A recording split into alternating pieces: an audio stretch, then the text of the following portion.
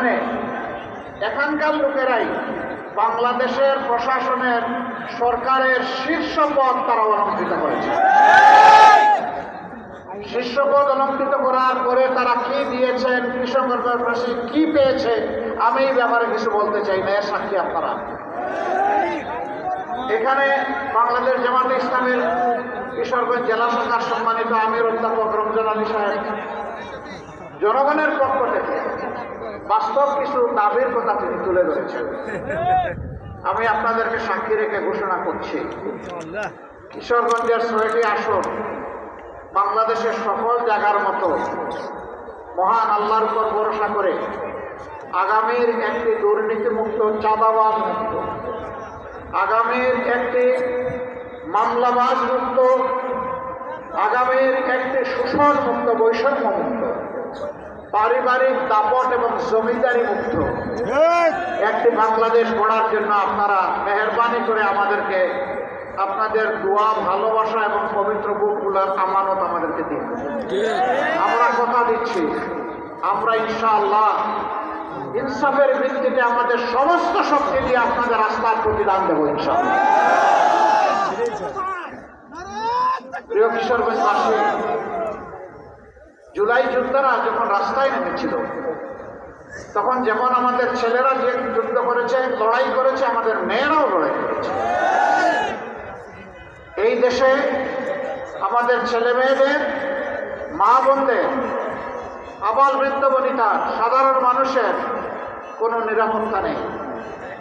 আগে তো আমার নিরাপত্তা, তারপরে আমার উন্নতি, দুটাই আমার দরকার, কোনোটাই আমাদের নাই। বিপুল সংখ্যক যুবক তারা জবলেস, তারা বেকার, তারা রাস্তায় নেমে বলে না যে আমাদেরকে বেকার ভাতা দেয়। তারা সেদিন বলেছিল উই ওয়ান্ট জাস্টিস, আমরা চাই আমাদের মেধার উপর সুবিচার করা হোক।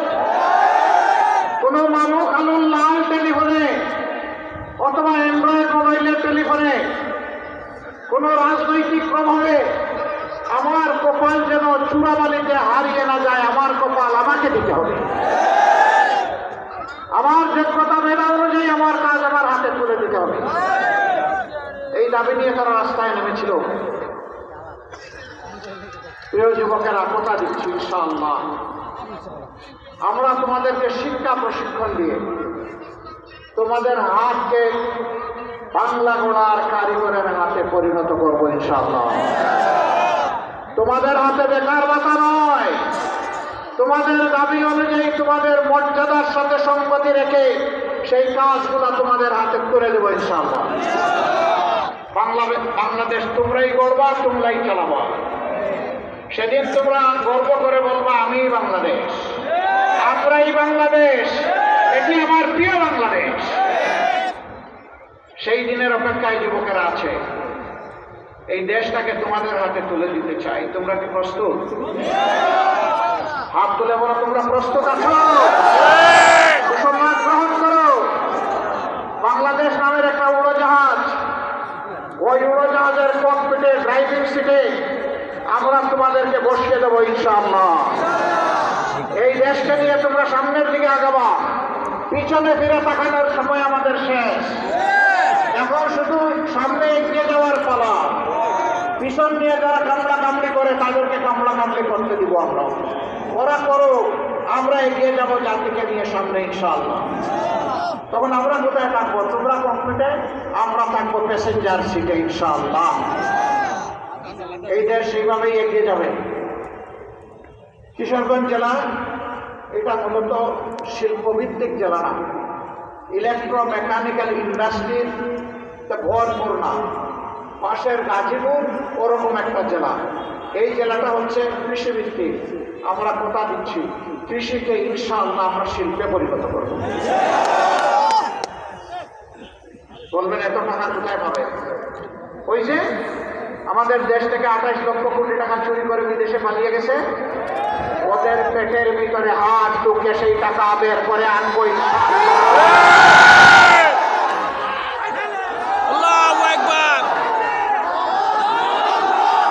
ওই টাকাগুলো রাষ্ট্রীয় পোশাক ভিত্তিকভাবে 56,000 বর্গমাইলের উন্নয়ন সাধন করা হবে ইনশাআল্লাহ। এখানে প্রেসিডেন্ট সাহেবের বাড়ি, প্রধানমন্ত্রীর বাড়ি, মন্ত্রিপরিষদ সদস্যের বাড়ি, এইগুলা দেখার আমাদের কোনো সময় থাকবে না। যে এলাকাকে তার ন্যায্য পাওনা থেকে যত বেশি বঞ্চিত করা হয়েছে, আগামীর উন্নয়ন সেই এলাকায় তত বেশি চলে যাবে ইনশাআল্লাহ। বাংলাদেশের 3 ভাগের 1 ভাগ হাওড় এলাকা। এই হাওড় আমাদের পেটের খাদ্যের যোগান দেয়। শুধু ডাল আর ভাত না, এই হাওড় আমাদেরকে প্রোটিনও সরবরাহ করে।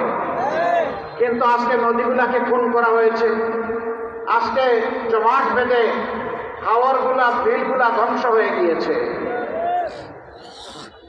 আমরা এইগুলাতে হাত দিব ইনশাআল্লাহ। নদীর জীবন ফিরে আসলে বাংলাদেশের জীবন ফিরে আসবে ইনশাআল্লাহ। কাজেই নদী নিয়েই আমাদের উন্নয়নের সংস্কার ইনশাআল্লাহ শুরু হবে। এরপরে আস্তে আস্তে ক্রমান্বয়ে সব দিকে নজর দেওয়া হবে। মা বোনদের প্রতি আমরা দারুণ কৃতজ্ঞ। প্রথমত মায়ের সন্তান, মাদের গর্ভ থেকেই আমরা সবাই দুনিয়ায় এসেছি।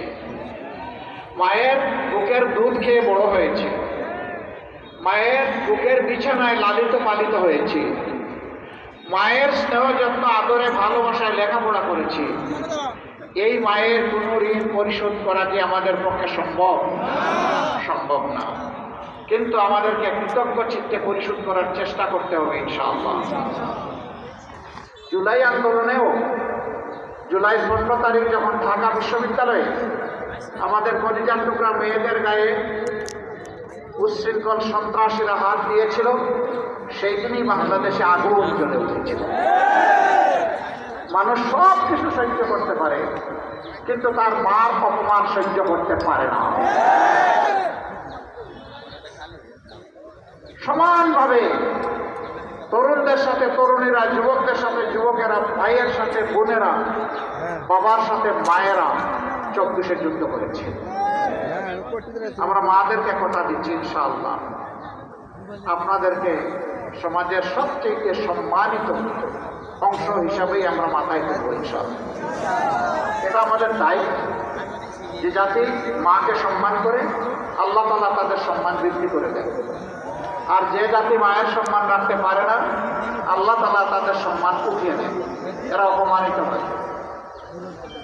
বিভিন্ন জায়গায় কিছু উৎপাত আছে, মাদের সাথে কিছু অভদ্র আচরণ করা হয়, অশালীন আচরণ করা হয়।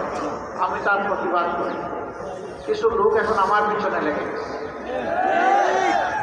আমার টুইটার, যেটাকে এখন এক্স বলে, সেই এক্স আইডি হ্যাক করে অত্যন্ত নোংরা মেসেজ সেখান থেকে দেওয়া হয়েছে।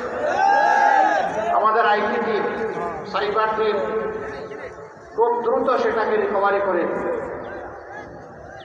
ব্যবস্থা নিয়েছে এবং পেয়েও গেছে যে কোন জায়গা থেকে কারা এই কাজ করেছে। আশ্চর্যের বিষয়, একটি রাজনৈতিক সংগঠন এই সব কিছু স্পষ্ট হওয়ার পরেও এইটা নিয়ে তারা এখন ব্যবসা করছেন। বন্ধুরা, মানুষ চিনে কে কাকে কিভাবে সম্মান করে। আপনারা ধন্যবাদ। আমরা অনেক জায়গায় হয়তো আমাদের কথা নিয়ে যেতে পারছি না সময়ের সীমাবদ্ধতার কারণে। আপনারা যেভাবেই হোক আমাদের কথাগুলো পৌঁছে দিচ্ছেন, এই জন্য আপনাদেরকে ধন্যবাদ। যদি ভালো জিনিস করে থাকেন, আল্লাহ আপনাদেরকে সম্মানিত করবেন।